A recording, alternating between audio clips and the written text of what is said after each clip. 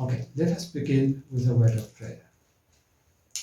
Baba wethu usekhaya ezulwini namanje ntambama sicela ukuba ube kanye nathi simele ubukhona bakho iba nemiqondo yethu exakekile. Loosen them and give them enough potential to absorb and understand your word, and that we may glorify you thereby, for we pray in Jesus' name. Amen. All right. Let us begin now. I'm beginning, if you notice, I'm beginning with your recap of chapter 8, part 3. Why this recap? It is important and critical for you to understand what in chapter 8, part 3, we were building up for chapter 9 and 10 and also 11. So if you missed out on this part, you are not clear on this part, it is most likely that you will not understand chapter 9, 10, and 11. You'll have so many questions. That is why it is important to ground on this one, that you get it very well. We're beginning with verse 19. I'll not be doing the entire of chapter 8, but I'm just highlighting here and there. It's just the key points only. In verse 19, it says, he said, I am going to tell you what will happen later. When later? In the time of the wrath. So, there will be that time of wrath, and later in that time of wrath, these things that are being explained by the angel will then take place.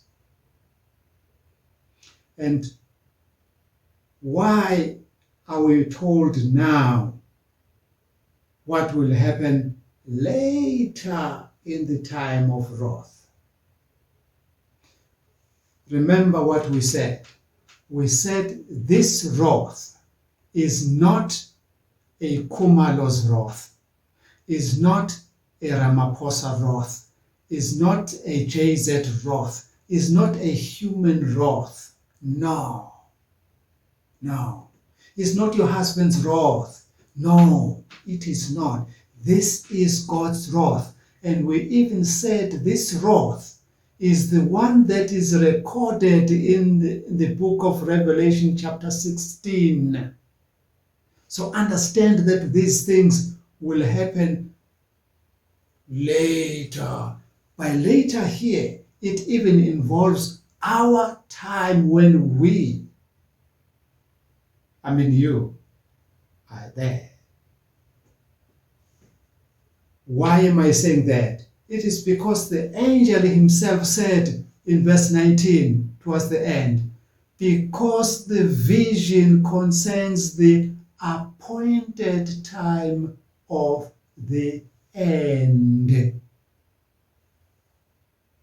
End of what? Not end of the Jews. No, it's end of the world, end of the earth, end. That's the time. That is why I'm saying when you read that verse, you should understand it to be talking to you in 2023, not in the 18s, not in the BCs. No, he's talking to you now. That's how God plans. He laid out his long-term plan for us to understand here. So there are two keys that we gave last week. We said there is a time, the later in the time of the wrath is one key, and the appointed time of the end is another key. Two keys we came up with in that verse alone. So I can pass on now to another verse. All right. Verse 22. Remember, I did say I will not be treating verse by verse. I'm just making highlights for now. Verse 22 said, the 4 horns that replaced the one that was broken off represents how many? 4 kingdoms. No longer 4 kings, but now kingdoms. We are beginning to see a shift from there. All along, a he-goat represented a kingdom, and the horn of the he-goat represented the king or the ruler or the head of that kingdom. But now the horns, these 4, not just any horn. No. This is now a variable key. You were saying it, Bongi, but now you didn't shout it. Oh, you have your mic shut. That's okay. So these 4 horns now, they become a variable, no longer a constant key. They are now a variable key because they operate within this context only. I'm not saying whenever you see an animal with horns that it means now the horns are now a kingdom. No. But in this context only of Daniel, now the 4 horns now, that is Seleucus, Cassander, and Lismic and Ptolemy, they are now, these 4 are now the variable key. So treat them as such and be careful not to extend them beyond this context. Don't extend them beyond this context for now. All right.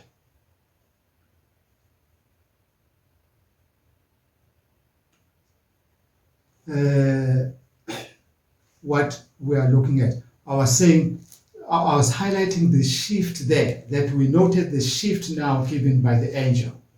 And then important there in that verse was this transition from the horns representing the kings to the horns representing the kingdoms. Now, let's soldier on. Verse 23. Very, very important again in verse 23. And we are told by the angel, not by Kumalo, but by the angel.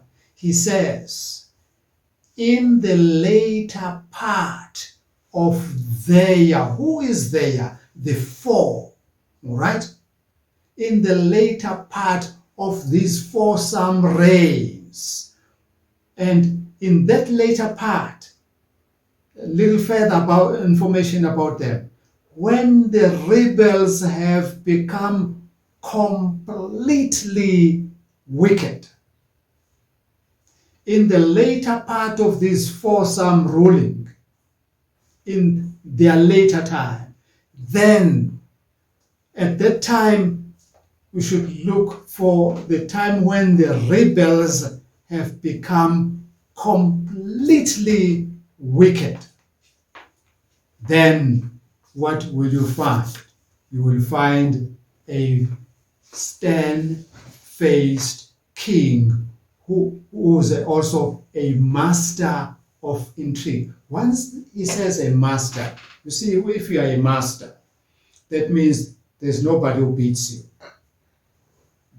You are a master in that. So we are told that there will be no person living on this earth who will supersede this king in intrigue. He'll be a master of intrigue. All right? And he will also that's when he will arise. He will arise with this intrigue in mind. That's what is important with that verse. Let's continue, since we're just highlighting. We did look into verse 24, which said, he will become very strong, but not by his own power. He will cause outstanding devastations and will succeed in whatever he does. Why? Because he will do it not by his own power. You remember last week I even made an example for you that now, we are driving and we are teaching somebody to drive and lo muntu uyashayela kodwa mncane akanayo nepower yokushayela, so he will be doing that. Uthi yena uyena oshayela le moto kanti akusiyena oshayela le moto. The real driver is driving this car. Ukuthi ngimbambise steering, ngibambe steering anaye.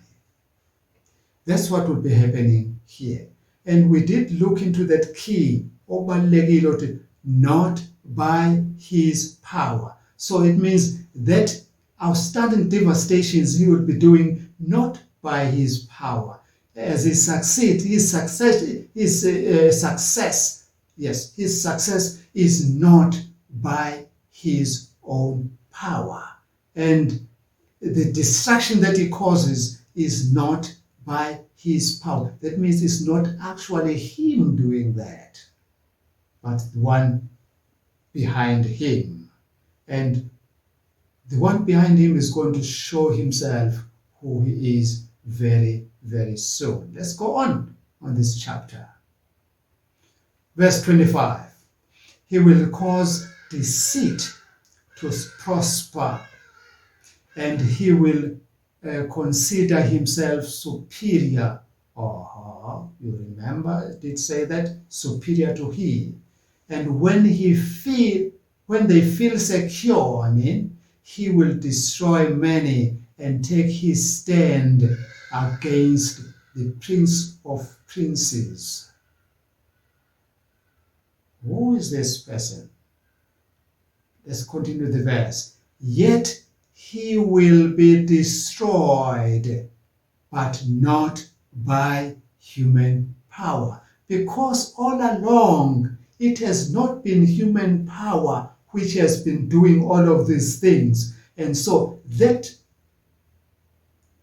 divine power is going to be the only one who destroys this power. So, ingakho bengithe uzosivelela ukuthi ngubani kanti lo muntu. So siyabona ukuthi this is now the end of the great controversy. You remember we spoke about eqaleni kwencwadi Daniel ukuthi we are seeing the controversy between Christ and Satan, between God and Satan. So now we are being told how that controversy is going to all pan up and end. God himself will end this controversy. Verse 25, and through his policy also shall cause craft to prosper. That word, craft. You remember it in Revelation 18, verse 23? Yes. What word did we use there that was translated? Yes, it is pharmakia. So all of this he does with what? With that dragging, with that, yes, pharmakia. He's a witch. He's bewitching people. Yes. You can read that.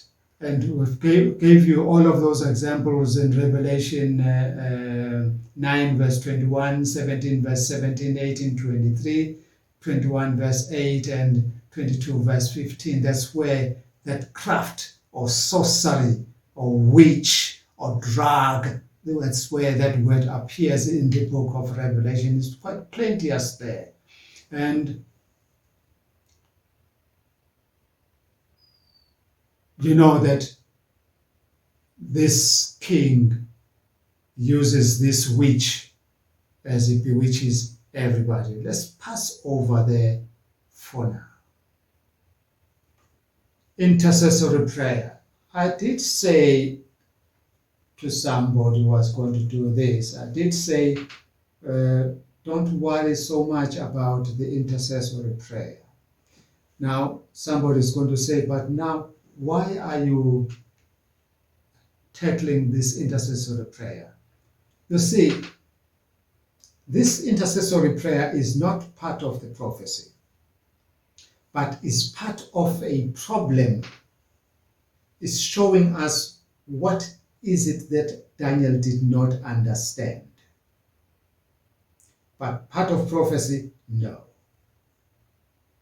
Meaning, even without this intercessory, this prophecy loses nothing. It's still this prophecy.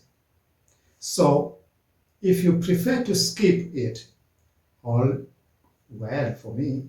If you prefer to include it, as most Bible scholars prefer to include it in their sessions, well and good, but it shouldn't take all the time. So I'm not going to take all the time on this one.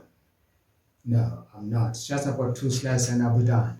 And remember that in chapter 8, where it said Daniel was seeing these prophecies and was seeing this vision as he was looking at it, and as it was all playing out there, what he thought, he said, now the 70 years is going to turn into 2,300. No, maybe let me confess. All right? And although P.G. Temple here, not P.G. Glasswell, although P.G. Temple says this intercessory prayer started when Daniel read the letters sent by Jeremiah to the Hebrews, and he says there were also suite of letters and all of those things, and which immediately after that interchange, then he began to pray this intercessory prayer. Understand him. He is just like you. That's just a commentary he's giving. The actual thing where we agree, I'm going to show this thing step by step. Maybe I can even skip this chapter even now and go to the next one. But I won't do that because welcome Velase. What is important here is that the prophet Daniel, he received the vision, and the angel did see that this person doesn't understand this vision. And you remember when the prophet says he heard a voice from the Holy One calling another Holy One to come and explain this vision to this man, and this man fainted. So when Daniel fainted, the angel tried to wake him up, and then when he woke up, he explained, and Daniel said, yes, I understand now. The angel left because they are used to people who say the truth, who speak the truth, and the truth was that the prophet did not understand, was not understanding. That was the truth. But he said he was understanding. And so when he started to recall, maybe penning down this vision as he received it so that he doesn't forget it, that's my version, I'm just summing up this thing. Maybe he said, no. Yeah, because our people, they're so stiff-necked, they always say, promise this and never do it. Now God is going to punish us, is going to add more years because these people are stubborn. And then he started to confess. confessing the sins of the people and the stubbornness of the people and the intercession prayer and all of that. And he read even the book of Jeremiah chapter 25. When you read that book, Jeremiah chapter 25, actually, God does stipulate what will happen if they obey and even obey him and do what he's telling them. But if they do not, what is going to happen? And so he's seeing that now these people are too relaxed in Babylon and Babylon has become part of them. And then he says, no, let me confess their sin, and God maybe is going to be merciful to us and remove and change this course and stick to the original that we should only spend 70 years here. Hence, the angel is brought back to him. There is an angel.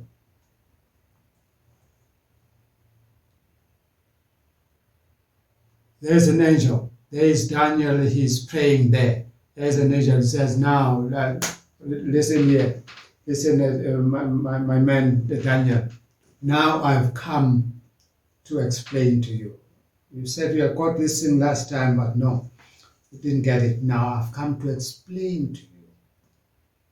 So Gabriel appeared. He recognized him, that this is the same man I had seen before. And then he told him he's greatly beloved of heaven, and that he has found favor with God. And then this shows us that the servants of the living God, as the servant of the living God, how to intercede on behalf of God's people and what happens when we do intercede. So we are not serving a deaf and a non-caring God. Gabriel says, as soon as Daniel began to pray, he, Gabriel, was sent with the answer. That's what is important with this verse. The moment you begin to pray, I was sent with the answer. Notice the link here. He came in swift flight about the time of the evening sacrifice. And every sacrifice was preceded by what? By prayer, by an incense. So when he began to pray there, facing Jerusalem, came down Gabriel. Says, Panamdan, I'm here now. I'm here now. Let's continue. So, this links directly to the sanctuary services we learned about, not last week, but that other week when we're doing this session. All right?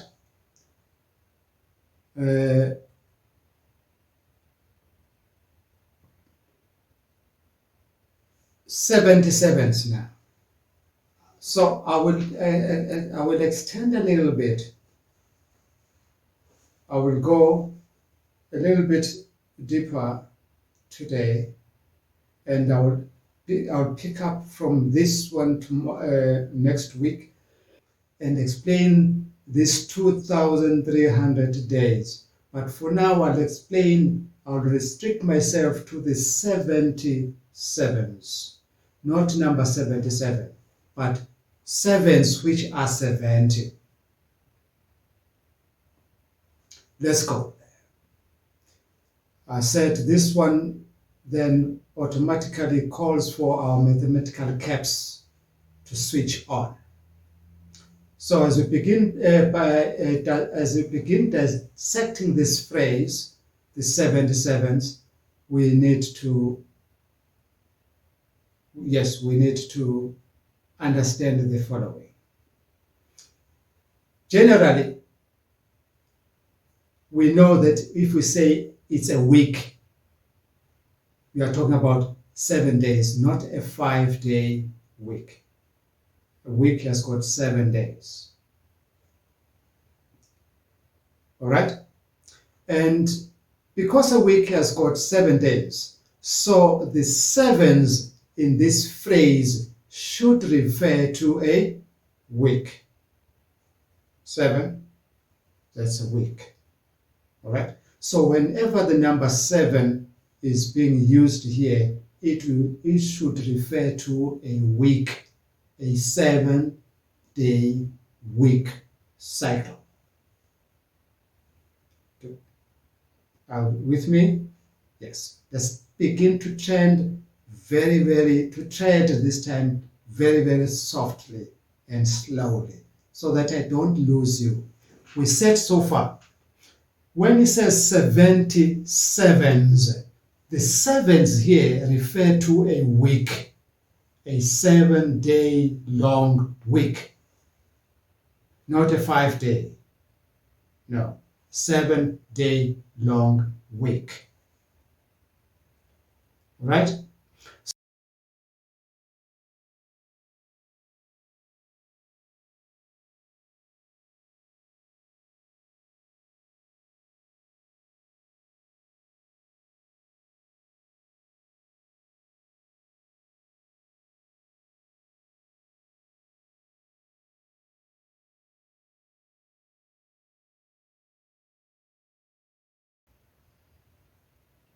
Okay? Let us note the link again.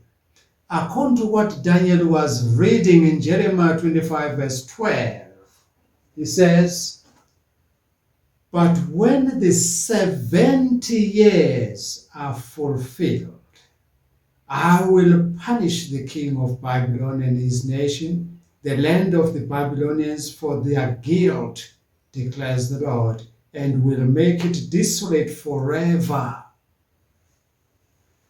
That's the thing that is being said here. So, in the mind of the prophet, he was saying, we have finished the 70 years now. Is the Lord now saying he's extending that period? Hence, he began to pray. So he understood the 70 years as the total amount of years they would spend in captivity, not in captiva. But now Gabriel explains what the 70 in the vision given to Daniel refers to. Get that one. I'm making a distinction now. A distinction between the 70 years and the 77s that Gabriel is talking about. He's saying, Daniel, don't confuse these. These are two and different. This is apocalyptic now. And that was literal, what we were talking about. But I'm giving you something that will happen in the future. And that future that would begin with your people. So, he says,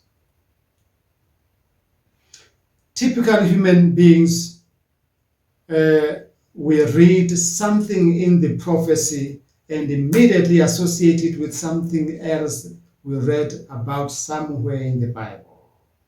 Typical example, a woman at the well in John 4 would be associated with a woman in Revelation 17 verse 1.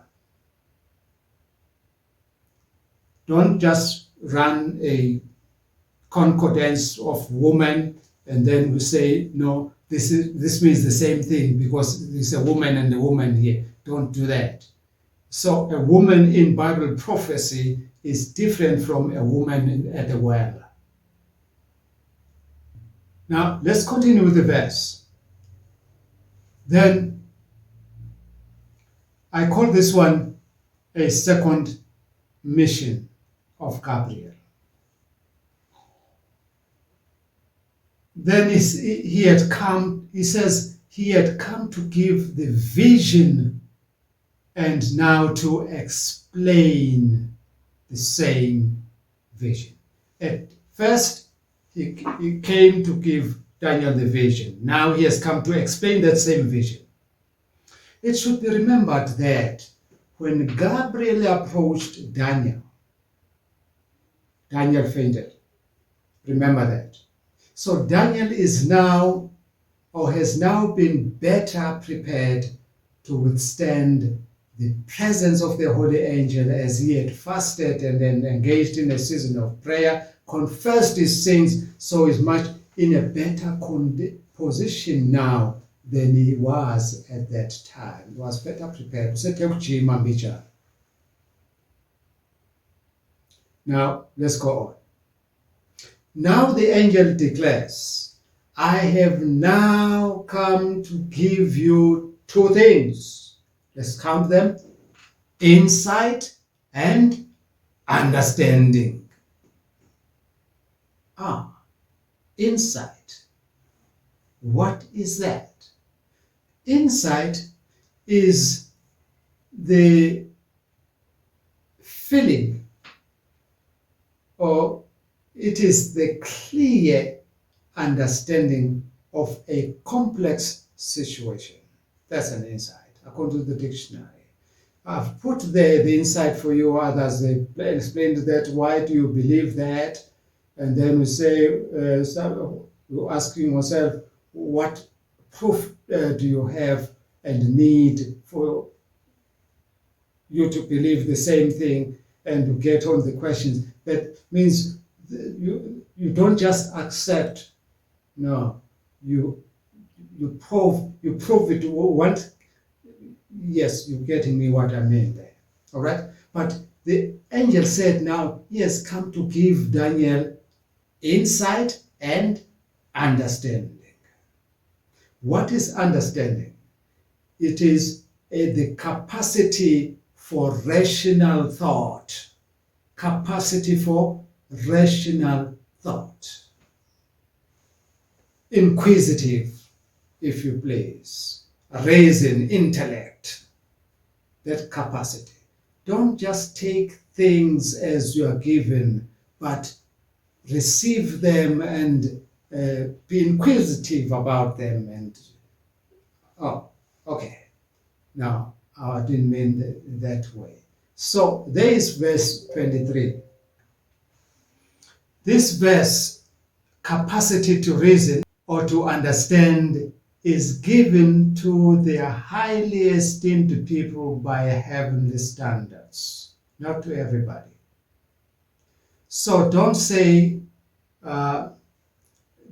without doing anything when on yourself, and not even registered with heaven, the University of Heaven, then say you have that. No, you have to be special, as you have been chosen to be in this class. You are not going to be anybody. No, you'll be somebody different, because you will have this insight, you will have this understanding, which many people wish they had, but they, unfortunately, they cannot have. P.G. Dembro says, heaven is no further away today than it was for Daniel. If you get to fast now, if you get to begin to seek for understanding and the insight, heaven is too close. Gabriel will be in a second with you. Not even in a second. A second is too long. In a split of a second, Gabriel will be here. That's how fast they travel at home. There's no speed trap. So we should note that the pattern of heaven on verse 23, therefore consider the message and understand the vision. The vision, says Gabriel. And he has come to give him just this. And so this man of God was expected to understand this time. I'm sure your notes, they are ending here. I promised you that I'll be pushing it a little bit further today. I'm just giving you a preview of where I'm going to begin next week and where we are going to go with you next week. Let's go.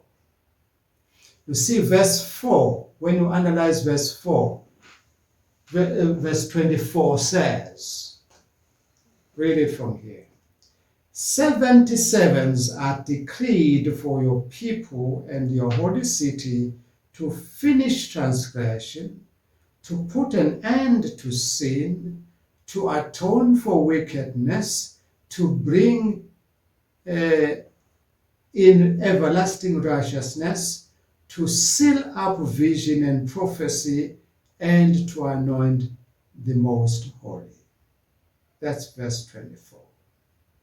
Verse 25, know and understand this. We'll begin there next week, but let's look at this one for today.